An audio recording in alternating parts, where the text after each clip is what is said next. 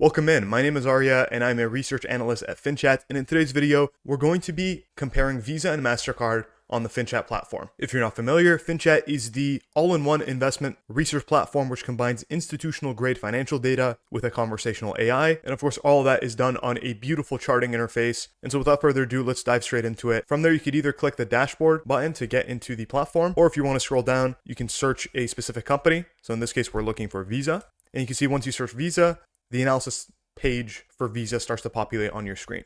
Now, there's a lot of different things that we could start to look at in the FinChat platform in order to be able to compare Visa and Mastercard. Namely, if we go over to the Financials tab, you're able to see that you could sort by the income statement, balance sheet, the cash flow statement. You could even go over to, for example, the Ratios tab to pull in things such as the PE ratio.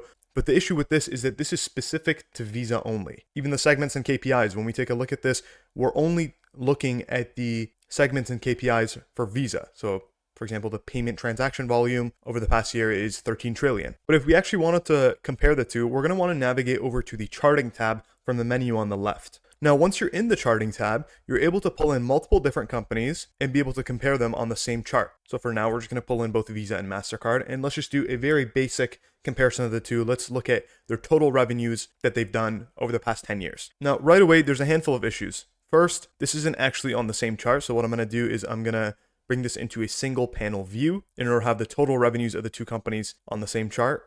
Additionally, I'm going to switch this over to an annual view, which allows me to take a 20-year view into the total revenues of both these businesses. And then I'm actually going to switch this over to billions, just so our chart is a little bit less cluttered. And then I'm also going to just click the decimal button so that we can see the first decimal of these numbers. And there you have it. We can now compare the total revenues of both these businesses over the past 20 years. Additionally, towards the bottom of your screen, you're able to see a handful of basic complementary metrics. So for example, we're able to see the total change of these revenues over the past 20 years for both Visa and Mastercard. Additionally, the compound annual growth rates of those numbers. So we can see that roughly a 14.5% CAGR of revenues over 20 years has resulted in a 1,200% total change for Visa. You could also switch this over to a line view if you prefer that. Now, the total revenues figure is somewhat of a basic metric to compare these two businesses with. The part where FinChat's platform is highly unique and differentiated against other research tools is our segment and KPIs feature. So using the segment and KPIs, we're able to pull in company-specific metrics. So for example, for Visa, something that investors might be interested in looking at is the total number of cards that they have. Additionally, we could simply just search for cards and we'll see that the Mastercard equivalent is available to us as well. And I'm actually going to quickly just click hide on the total revenues figure because we're not concerned with that at the moment. And you'll see that the total number of cards for both Visa and Mastercard have now populated onto our screen. We have data going all the way back to 2012. And again, we're given the same growth metrics towards the bottom of our screen.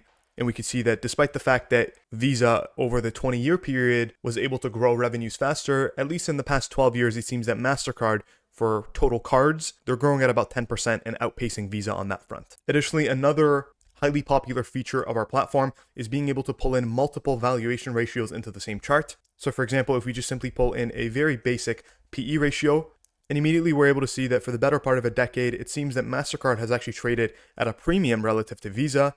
Going over to the gear icon in the top right, we're able to pull in items such as the average line, the median, the high, and the low. And so if we simply toggle on the average line, that also gives us some valuable insights into the sort of general historical ranges in which these companies tend to trade at. So for example, we could see that Mastercard has averaged about a 38 PE over the past decade, Visa a little bit below that at about 34. Now, I do encourage you to actually go try out our platform and really see the breadth of our data capabilities for yourself. We offer a 2-week free trial, and you're able to pull in a variety of different KPIs that we actually didn't cover in today's video. Other than KPIs, we also offer segment-specific data. So you're able to see that, for example, in the case of Visa, they generate about 16 billion in terms of service revenue, 18 billion in data processing.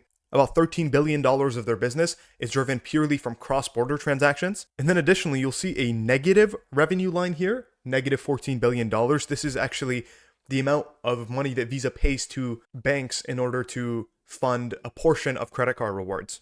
You can also track the total take rate of Visa over time, a steady trend up and to the right.